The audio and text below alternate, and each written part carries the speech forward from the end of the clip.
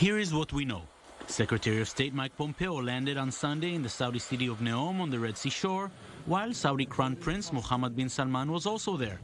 Shortly after, a private jet known to be used in the past by Israeli Prime Minister Benjamin Netanyahu for diplomatic purposes took off from Ben Gurion Airport and touched down in Neom less than an hour later. Sources in Riyadh, as well as high-level Israeli officials, confirmed Netanyahu was on the plane, along with the head of Israel's Secret Service, the Mossad, Yossi Cohen. This coming just a month after the American administration hinted that Saudi Arabia will be the next country in the region to sign a normalization treaty with Israel. We hope Saudi Arabia will consider normalizing its relationships as well. We want to thank them for the assistance they've had in the success of the Abraham Accords so far. The voices coming out of both countries in recent days also sound quite similar.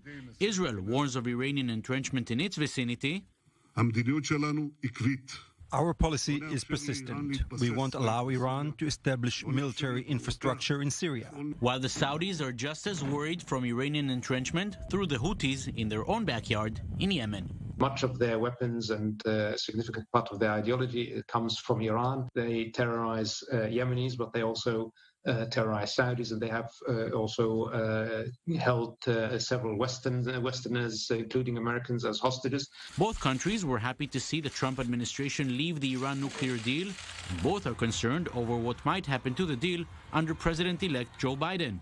We won't allow Iran to get nuclear weapons. We must not return to the previous nuclear agreement. As is the case these days in Israel, this visit comes with a political twist. Defense Minister Benny Gantz and Foreign Minister Gabi Ashkenazi were not informed of the trip. A serious issue if a peace accord with a regional powerhouse or a military strike on another one are on the table.